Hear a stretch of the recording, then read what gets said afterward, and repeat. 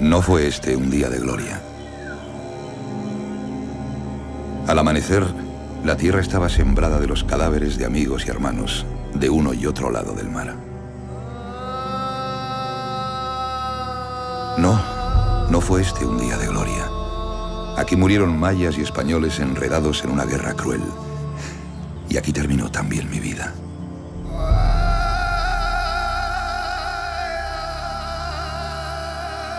Un virote de ballesta me fijó en el sitio y un tiro de arcabuz acabó definitivamente conmigo.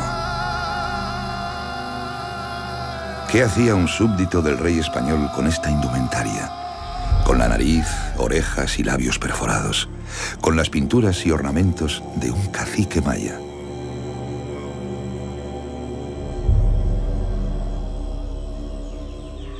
Algunos os dirán que se debe a que fui un traidor, un renegado de mi país, mi religión y mi gente. Otros os contarán historias de mi capacidad de supervivencia y mi afán de justicia.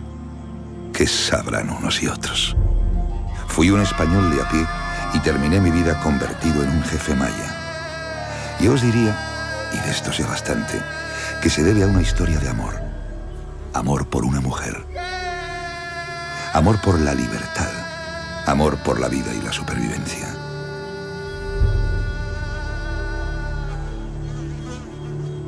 Pero no adelantemos acontecimientos.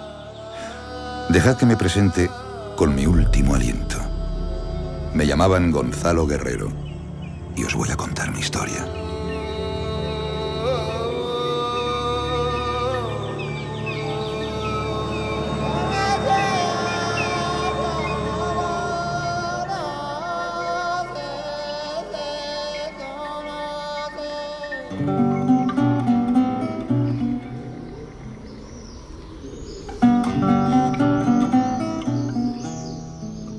Mi historia comienza aquí, en el condado de Niebla, en 1492. Aquellos últimos años del siglo XV fueron tiempos muy duros. Concluíamos una reconquista eterna y el pueblo sufría terribles penalidades.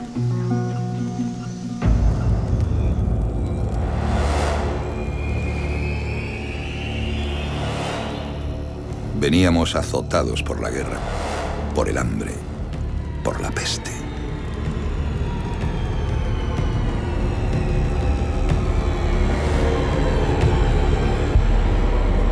La Santa Inquisición te podía juzgar por herejía y hacerte confesar lo que quisieran, con métodos abominables. De ahí que apenas se sepa nada de mí hasta mi aventura al otro lado del océano. Aquí, en España, no tenía futuro ni posibilidad de tenerlo.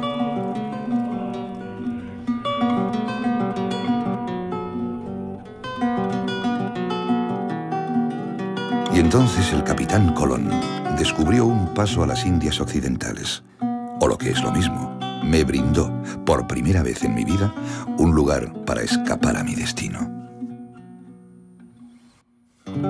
Más allá del peligroso océano, al otro lado del Atlántico, se podía llegar a las Indias.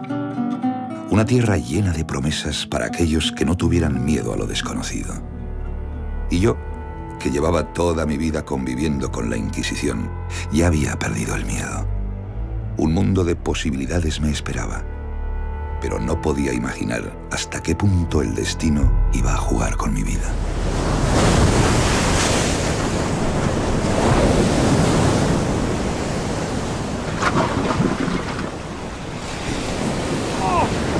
De vuelta de una incursión en el Darién, con rumbo a Santo Domingo y a la altura de Jamaica, el barco encalló en los bajíos que llaman Las Víboras y se fue al traste. Cuando después de semanas la providencia nos llevó a una costa desconocida, solo quedábamos 10. La sed y el agotamiento se habían llevado al resto.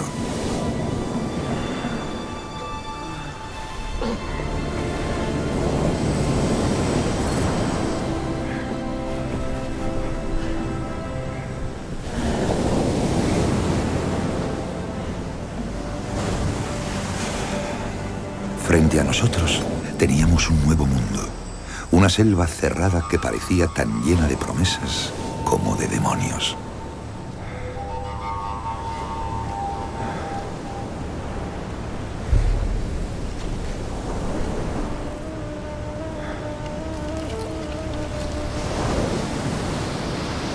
Capitán Valdivia.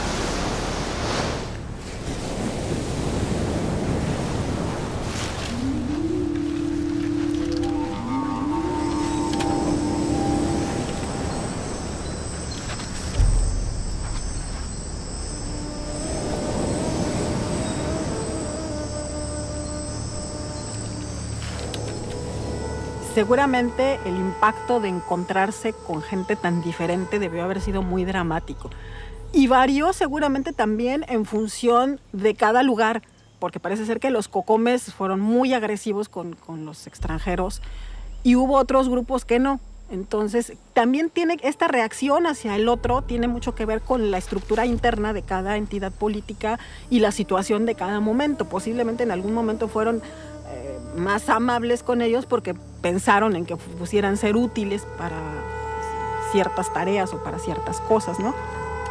Los mayas nunca habían visto a un hombre con barba. Y para nosotros, aquellos hombres pintados y semidesnudos eran la imagen de los salvajes, de aquellos caribes antropófagos que nos mataban despiadadamente en las costas del sur. Creímos, pues, que querían herirnos.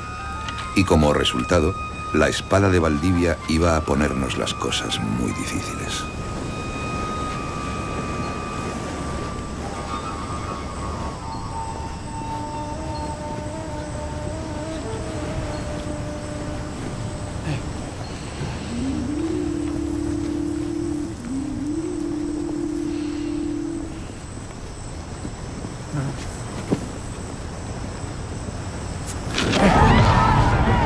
No hubo culpables, salvo el temor y el desconocimiento entre dos mundos.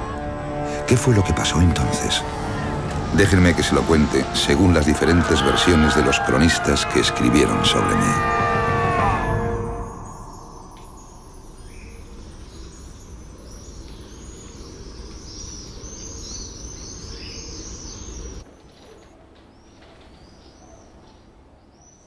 Pues los cronistas no dejan de ser, en cierta manera, los periodistas de la época. Entre ellos, de los que nos habla de Gonzalo Guerrero, está notablemente y en primer lugar Gonzalo Fernández de Oviedo, cuya crónica de 1549 es la primera que nos da una semblanza en profundidad del personaje.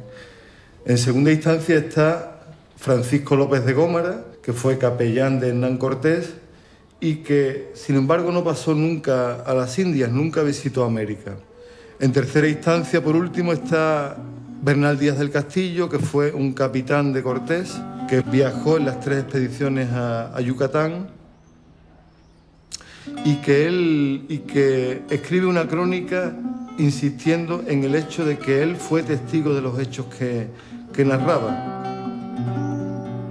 Déjenme que les cuente en primer lugar la visión de los hechos de Francisco López de Gómara, porque, aunque nunca estuvo allí, es el cronista al que más caso se ha hecho para sacar conclusiones sobre mi vida a partir de aquel día en que llegamos a las costas de la provincia que llamaban Maya.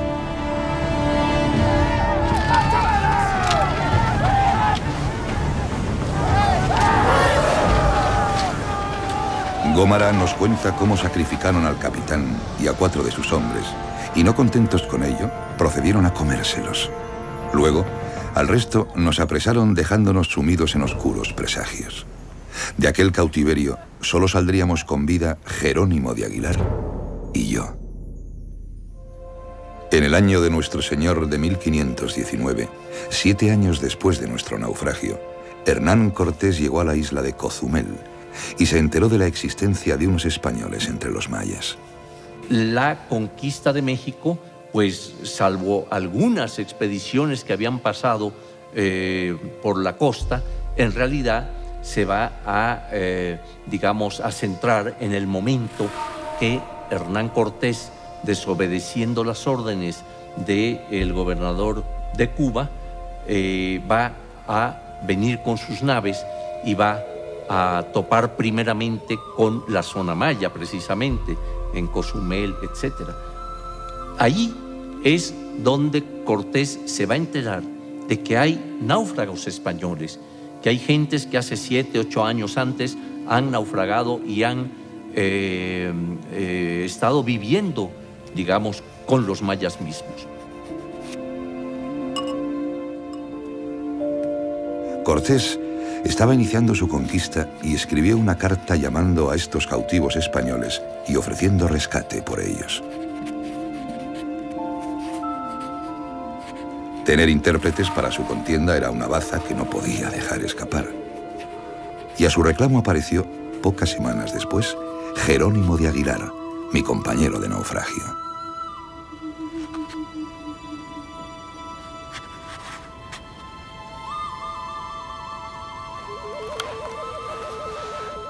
¿Quién sois? Jerónimo de Aguilar, señor. Natural de Écija. Cortés interrogó a Aguilar sobre su procedencia y éste le narró su historia, la del naufragio, la de sus años de cautiverio. Y luego le habló de mí.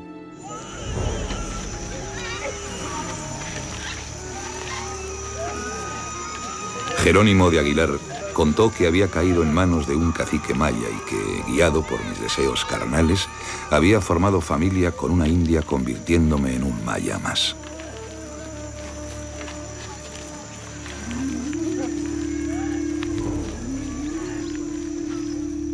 Según narraron los cronistas, Aguilar contó que en mi caída hacia la degradación había acabado por formar parte de la sociedad maya. Había aceptado ser parte de ellos, teniendo hijos con una india, e incluso había terminado por asesorar militarmente al cacique Nat Chan Can, que me tenía prisionero. Para los españoles que le escucharon, me había convertido en un traidor, un idólatra y, en definitiva, un salvaje y un enemigo. López de Gómara, naturalmente, que era el capellán de Cortés, estaba a sueldo de Cortés, y el objetivo de su obra es fundamentalmente poner de relieve la hazaña cortesiana.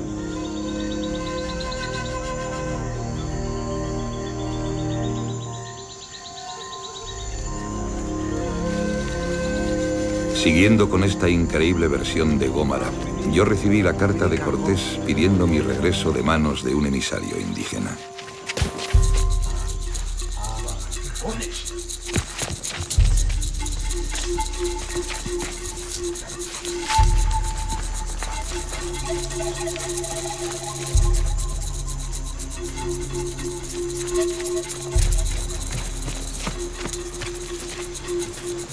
Según relata en su crónica, rechacé la oferta porque durante este tiempo de cautiverio me había convertido en maya y me daba vergüenza que me vieran tatuado, horadado y pintado como un indio.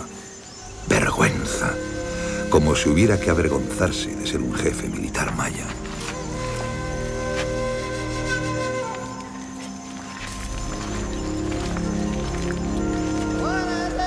Ayudándome de un tizón, escribí mi respuesta en el reverso de la carta.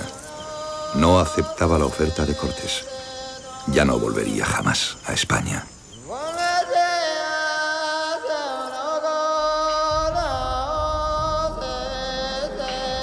Lope de Gómara inventó toda esta historia. Cuando Cortés escribió la carta, yo estaba en Chetumal, y más de 300 kilómetros separan esta población de Cozumel.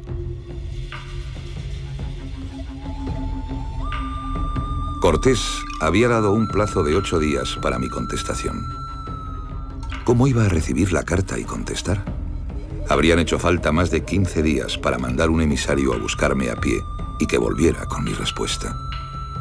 Claro que esta no es la única versión.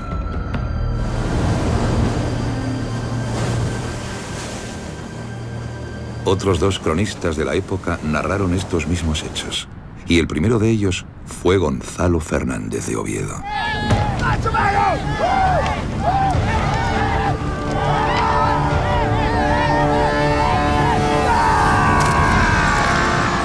Fernández de Oviedo, el primero que escribió sobre mí, también contó que, tras el naufragio, los indios que encontramos en la playa nos atacaron y arrancaron el corazón al capitán Valdivia y a otros 4 españoles, aunque no hizo mención al canibalismo. Fernández de Oviedo cuenta brevemente cómo recibí la carta de Cortés, y también él insiste en que fue la vergüenza de verme convertido en un maya lo que me hizo declinar el ofrecimiento. Oviedo y Gómara se lo inventaron, así de sencillo. López de Gómara nunca estuvo en América, nunca acompañó a las huestes de Cortés. Era una especie de compañero de Cortés en España y escuchaba lo que Cortés relataba, ¿verdad? La lectura de sus cartas de relación, etc. Y de ahí inventó. López de Gómara, si alguna importancia tiene, es que es el pionero de la ciencia ficción. Porque él inventaba a capricho todo lo que se le daba la gana y no es una fuente confiable.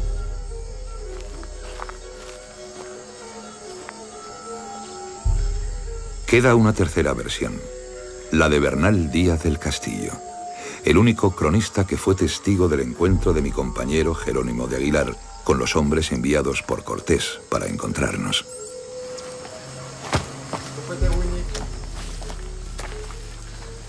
Díaz del Castillo no habla de matanzas en la playa, y mucho menos de antropofagia, pero cuenta que fue el propio Aguilar el que me entregó la carta de Cortés, algo que, como hemos visto, resulta imposible por las distancias. Por supuesto, ya lo sabes. Ay, españoles. Y, para mi fastidio, sugiere, una vez más, que junto al amor por mi familia, fue la vergüenza la que me hizo permanecer en estas tierras. En general, yo investigué qué pasa cuando un cristiano se pierde en las Indias. En la versión española siempre está atrapado, cautivado por los feroces indios indómitos, salvajes, idólatras, infieles, que son amigos del diablo, etc., ¿no? Y se vincula como tal a imágenes pintadas con toda claridad de que así era. Y cuando uno revisa las experiencias en las mismas fuentes de Indias, principalmente las primeras, esto es, Las Casas, Oviedo, Fernández de Oviedo y Pedro Mártir, encuentran muchos accidentes, naufragios y cosas así, donde los españoles que caen entre los indios son relativamente bien recibidos, alimentados, curados, tratados.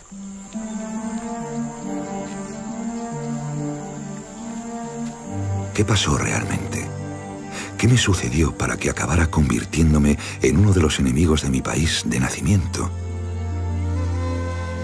¿Cómo pude convertirme hasta tal punto en un maya? Déjenme que sea yo, que sí fui testigo de mi historia, el que les aclare algunos puntos.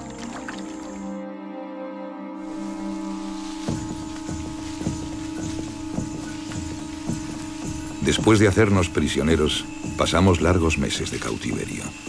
Los Tutul Xiúes, otro grupo maya, nos arrebataron de su tribu enemiga, los Cocomes, los que nos habían apresado en la playa.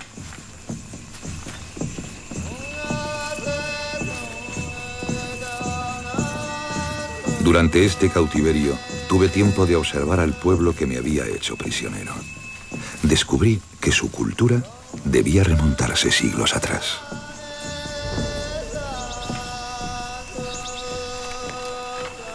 Cuando naufraga el barco de Juan de Valdivia y Gonzalo Guerrero se queda a la deriva, cerca de aquí, posiblemente en un lugar entre Cancún y Akumal, el mundo maya estaba concentrado principalmente en la costa.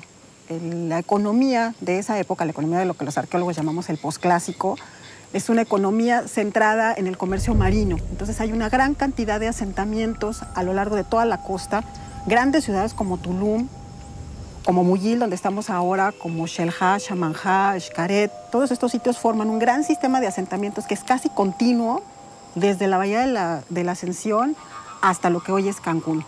La cultura maya viene siendo un poco más antigua que la griega, ¿no? Y es curioso que a veces aquí se diga que es el nuevo mundo, cuando aquí las culturas a veces eran más antiguas que las que venían, ¿no? O sea, el español es una lengua realmente nueva en comparación del maya, ¿no? Que tiene 3.000 o 4.000 años de existir, ¿no?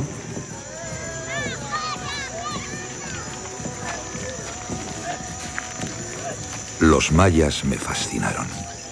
Más que sus ciudades y su pasado, fueron sus gentes las que me impresionaron.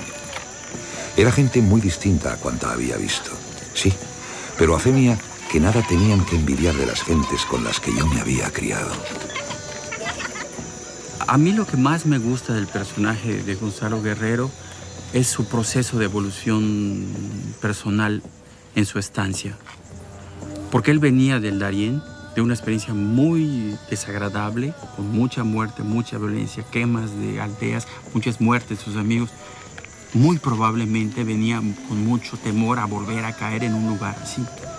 Sin embargo, se queda y empieza a tener tiempo y empieza a ver que, bueno, no se lo comieron y tienen hijos. Y empieza a haber una especie de tocar fondo a ese fanatismo que se había desarrollado normalmente en la guerra, y él se da cuenta que la otra gente es como él y que no era una guerra santa contra alguien mortalmente diabólico ni nada por el estilo. Era gente común y corriente, de alguna manera diferente, etc.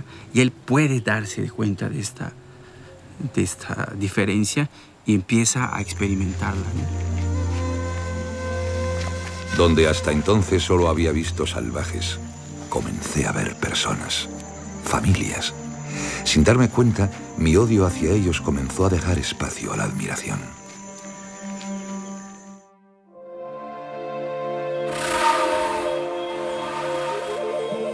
Nuestra vida como esclavos de los tutul siúes no resultó fácil.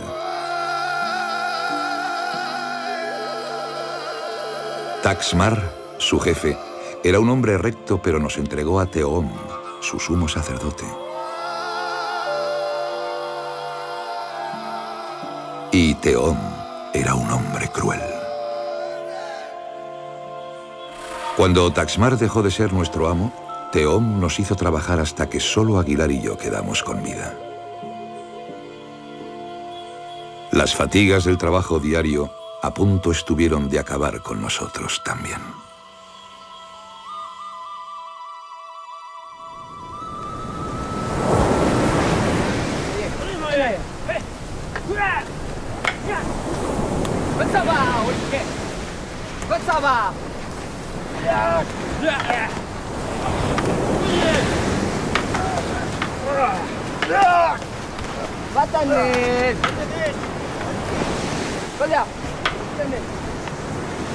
Un día en el que Taxmar, nuestro antiguo amo, observaba cómo entrenaban sus guerreros para un combate inminente contra los cocomes, se le ocurrió hacernos llamar.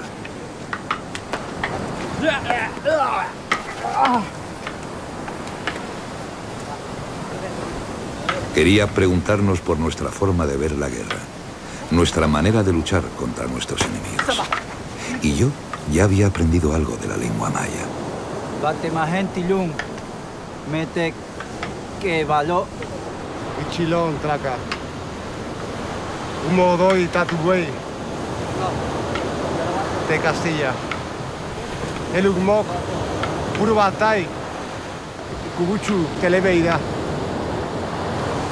Humo doy, Abatey. Mismaku Yontek. San Samatín, Kubuchu. San Samaquín, Seimeitik. Ekmebi Shulimeta. Daramazo Jejelak. Da igual. Al diablo.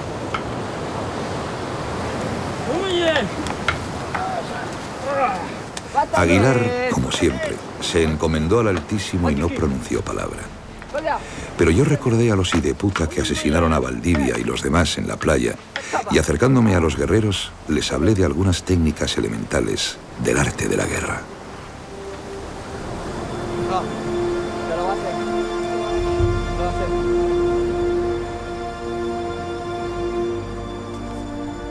Allí en la playa, ayudado por un palo y con la arena por tablero, un esclavo llegado del otro lado del mar les mostró la necesidad de turnarse en batalla, del poder de hacerse invisible, del valor del ataque por sorpresa y la eficacia de una emboscada.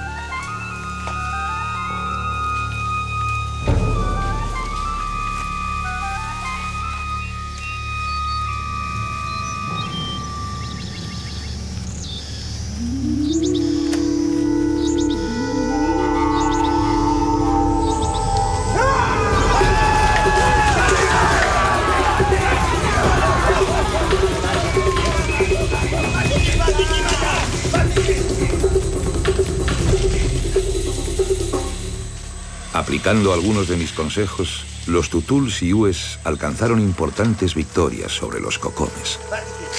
El honor de mis compatriotas muertos en la playa estaba vengado. Y, sin buscarlo, mi reputación entre los mayas fue creciendo.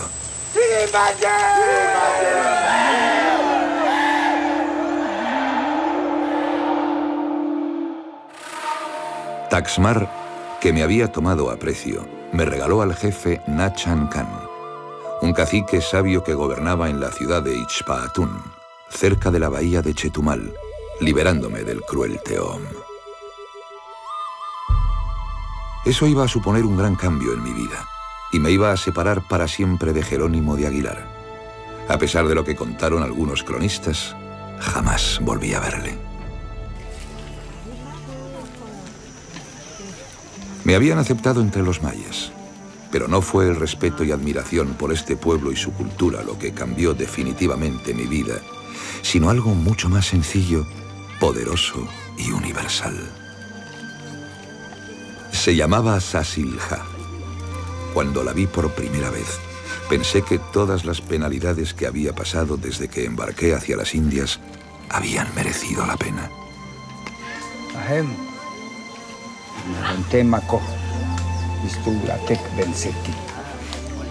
De nuevo, los novelistas le dieron sangre real y la hicieron princesa maya. Para mí, hubiera sido lo mismo princesa o plebeya. Era Sasilja, la mujer más bonita que había visto en mi vida.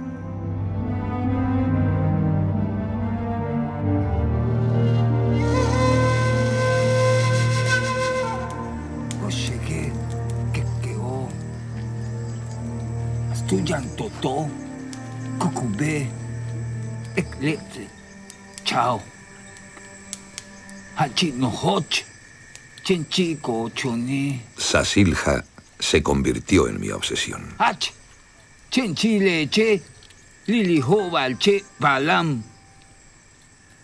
Susita, Kekeo.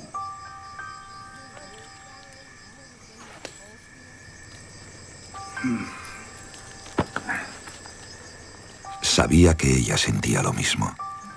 Pero la cosa no iba a ser tan fácil. El padre de Sasilja también notó nuestro mutuo interés y puso condiciones a su hija. Si yo quería formar familia, entrar en la sociedad de los tutul-siúes, debía aprender a conocer y respetar la tierra y el mundo de los mayas. Pues yo creo que igual que para todos los pueblos mesoamericanos y muchos de los pueblos preindustriales del mundo, el tener toda una serie de seres sobrenaturales pues es un concepto básico para entender el universo y el cosmos.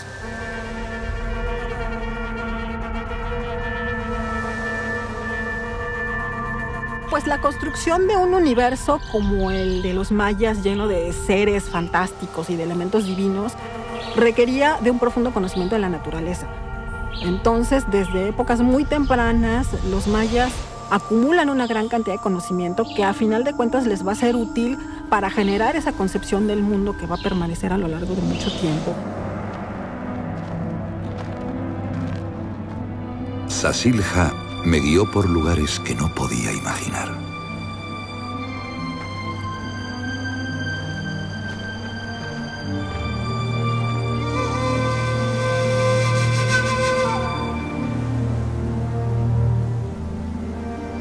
Los orígenes de esta civilización se remontaban más allá de los de aquella de la que yo procedía. Las ciudades olvidadas que encontré en aquel viaje me hablaban de siglos de conocimiento y desarrollo. Y, sin embargo, aquel pueblo estaba unido a la tierra por lazos invisibles que yo no podía entender. Al principio, el viaje me resultó emocionante por la compañía de Sasilja. Pero según fue pasando el tiempo, algo diferente fue calando en mi interior.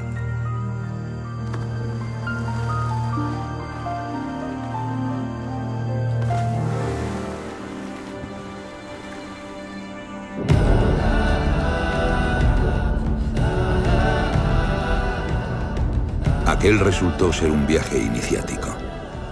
Tenía que abrir mis ojos al mundo que me rodeaba para ser capaz de entender el mundo maya, sus dioses, sus demonios, sus miedos.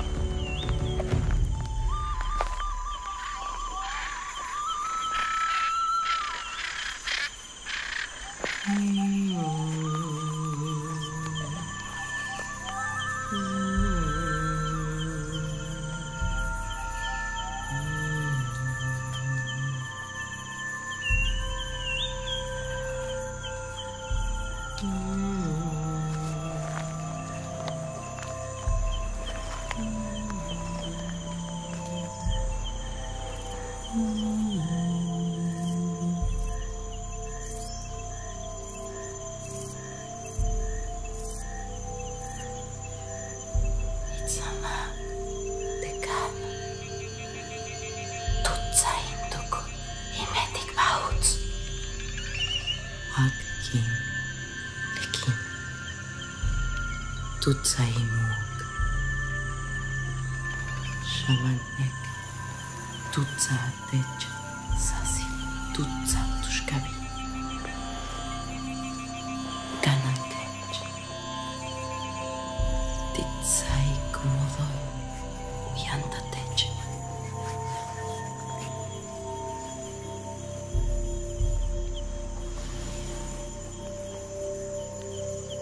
Lelumu.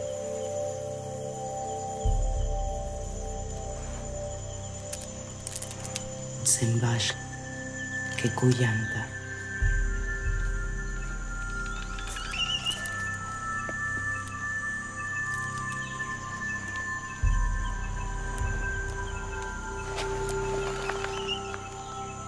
Una pequeña ofrenda de sangre abrió la puerta a mi nueva vida. La mujer de Gonzalo Guerrero va a jugar un papel muy interesante porque vemos cómo ella, cuando Jerónimo de Aguilar llega a invitarlo para que se una a las naves de Cortés, ella le reprocha y le dice que se vaya, lo que implica que, pues que tiene una presencia fuerte ahí, y en cuanto a su relación con el mismo Gonzalo Guerrero, con su esposo, pues por lo visto los mayas lo han aceptado.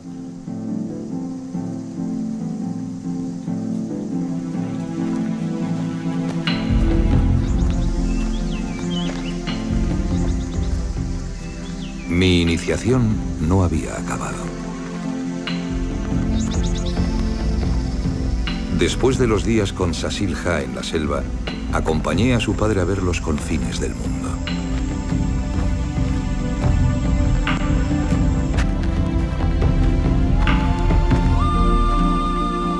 Aquel día recibí el permiso para unirme a Sasilja.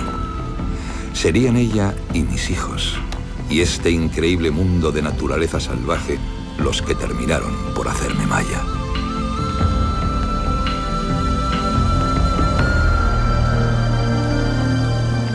Al otro lado del mar, mi pasado y mi país se desdibujaban.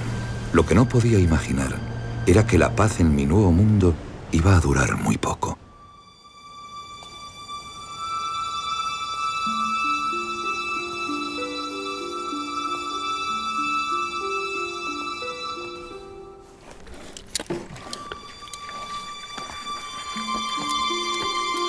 El adelantado Montejo había iniciado la conquista del Yucatán.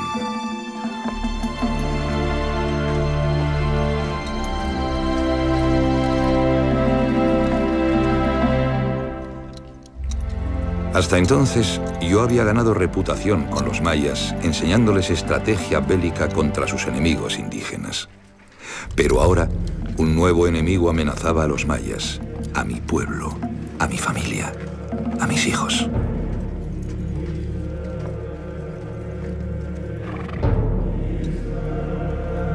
Y estos eran mis compatriotas, los españoles.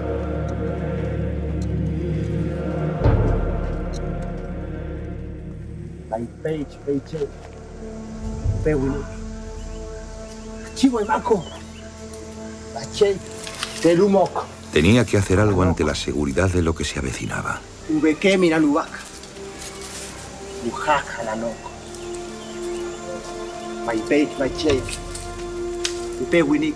Comencé explicándole a mi pueblo la forma de repeler el ataque de los españoles que llegaban a por esclavos.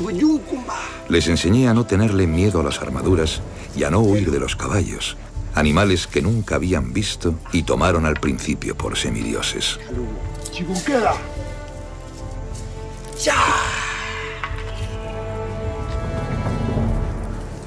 Les enseñé, en suma, a defenderse de aquellos que pretendían robarle sus tierras y acabar con su cultura.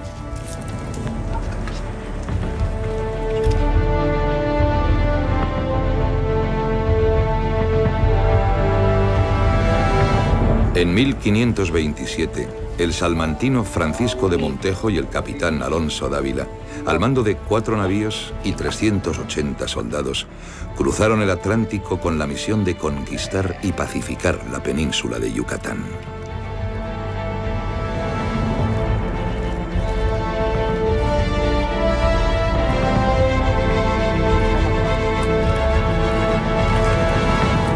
Al enterarse de mi existencia y de la resistencia que había ofrecido a Grijalva, a Francisco Hernández de Córdoba y al mismísimo Cortés, Montejo me envió una misiva.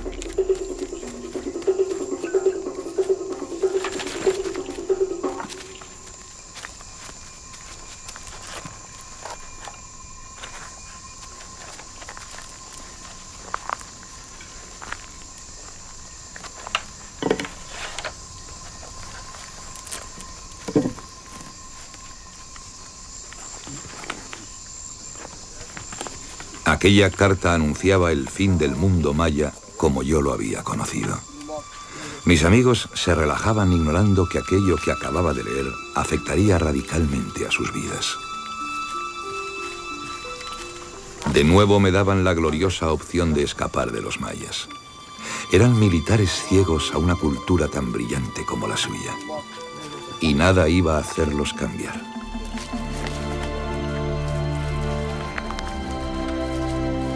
Así que por toda respuesta preparé a los míos. Sí, los míos, para una guerra que sabía que no podríamos ganar. La presencia de un personaje como Guerrero pudo muy bien contribuir a explicar el gran fracaso de la conquista de Francisco de Montejo de la conquista de Yucatán. Eso además ayudaba a explicar algunas circunstancias completamente novedosas en el contexto de aquellas conquistas. Los mayas utilizaron técnicas de guerra que no habían encontrado los españoles en los indígenas de América hasta aquellos años. Hacían empalizadas, bastiones y fuertes en los sitios de paso. Tenían armas mucho más ligeras y más adaptadas a las nuevas situaciones de guerra. No temían a los caballos, que ya es proverbial aquel miedo de los aztecas a los caballos que consideraban seres cuasi mitológicos. Y todo esto había que explicarlo de algún modo y en ese contexto encajaba muy bien una figura como la de Gonzalo Guerrero, que aparecía ahí como alguien que había explicado a los mayas que los españoles no eran seres inmortales, que los caballos eran animales perfectamente mortales, que las técnicas de guerra, el fuego, el uso de la pólvora, etcétera, no eran el trueno en poder del dios, etcétera. Y de repente ese personaje podía justificar y podía explicar muy bien la nueva situación bélica de la conquista y, como digo, la gran ruina que tuvo Montejo en aquellas guerras. En el caso del descubrimiento de América, como se considera a los que no tienen la misma religión cristiana como infieles, secuaces del diablo, entonces todo lo que se lleva con los indios o viene de los indios es malo. Por eso se destruye su cultura y por eso se ponen encima de un templo maya una iglesia, porque nosotros somos superiores. Hay una lógica y por eso también la conquista es muy destructiva y también se intenta borrar la memoria indígena, ¿no? Porque venían del diablo. Esto hace que Gonzalo Guerrero, que se adapta a los indios, vive con los indios, se casa con una india, es malo, porque se lleva con los malos, pierde su alma, se vuelve peor que indio, hereje, iba a ser traidor en la historia española de la época. Yo pienso que quizás se ha opacado un poco esta figura, porque además pues, aparece muy, digamos que muy tenuemente, ¿verdad?, en ese momento que se le va a invitar a que él se una a las fuerzas españolas. Él rehúsa esta invitación y esto ya nos da esa otra forma de pensamiento de un hombre que se integra y que va a luchar y, según dicen, va a morir inclusive en defensa del pueblo que ha hecho suyo.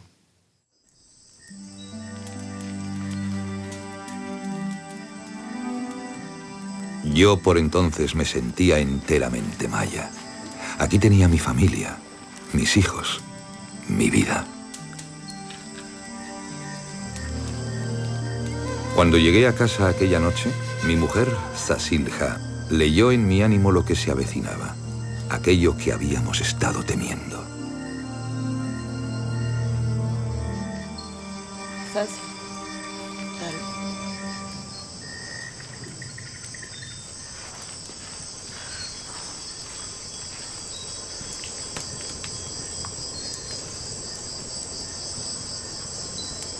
Ejecutarlo.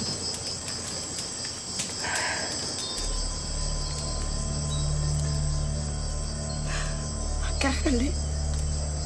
El humo. Tiantanwick. Tu pusícale.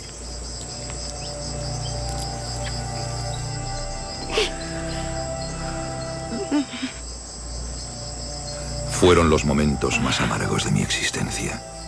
Aquella noche me despedí de todo lo que quería. Dejaba atrás mi vida, la que elegí después de innumerables vivencias, y afronté un destino inevitable sabiendo que mi elección había merecido la pena.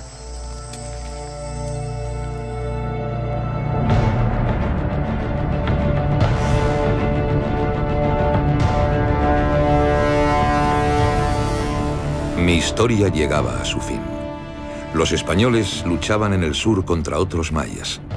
Al mando de 50 canoas, dirigí a mis guerreros hacia la actual Honduras para ayudar a Xisimba el Batab, el gobernador de aquella región. Dejaba atrás una tierra que me adoptó y que amé hasta dar la vida por ella. Dejé a mi mujer por la que renegué de mi pasado y mis creencias. Y dejé lo único trascendente que una persona puede dejar en esta efímera vida: mis hijos, los primeros mestizos entre dos mundos.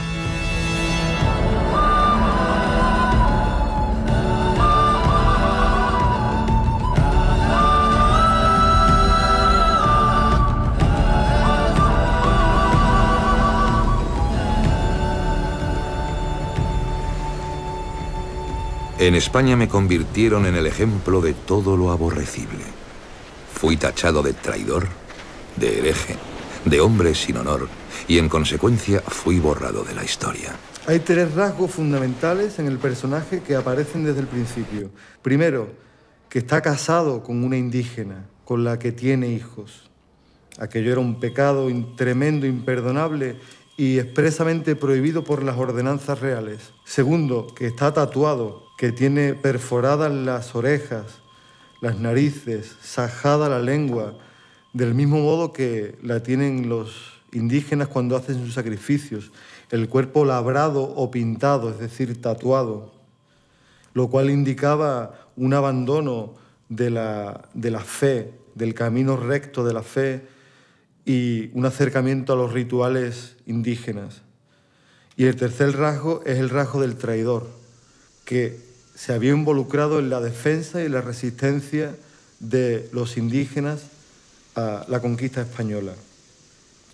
Naturalmente, quien ponía en primer lugar un interés particular, el amor, a un interés colectivo, la guerra, era inmediatamente demonizado y convertido en un traidor, en un hereje, en un apátrida, etc. Nadie fue capaz de ponerse en mi papel. No fui un traidor ni fui un hereje. Tan solo fui un hombre capaz de aceptar al otro. Es un ejemplo de la manera en la que debemos vivir la interculturalidad en el mundo de hoy. En el mundo de hoy donde todavía encontramos esas rivalidades tan absurdas, ¿no? entre culturas. Podemos compartir con muchos iguales a nosotros, pero en cuanto se presente el otro, nuestra reacción es de miedo, es de rechazo. Y Gonzalo Guerrero nos da una nueva pista, ¿no? de acercamiento, de conocimiento, de integración. Y no creo que haya un problema de que se dejó de creer en Dios, en el Dios cristiano. No, eso son preocupaciones que siempre las instituciones han metido en la historia, porque en la gente normal no tenemos ninguna preocupación de ese tipo, ¿no? Y hay un descubrimiento del otro, de un otro que te puede acompañar, de un otro con el que puedes estar sin guerra, etcétera, ¿no? Esa es la enseñanza que yo creo que más me gusta.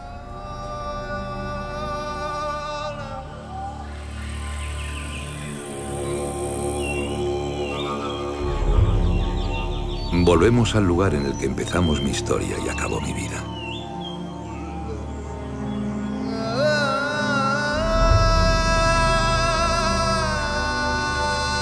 Ahora ya pueden juzgar ustedes si fui un traidor, un hereje, un libertador o un pobre diablo. Al fin de cuentas, y sin querer molestarles, es algo que ya poco puede importar. Me encontré con el otro y lo acepté. Fui el primer español en mestizar dos culturas extraordinarias y dos razas de hombres que se fundirían en una sola, como lo fue Sasilja entre los mayas.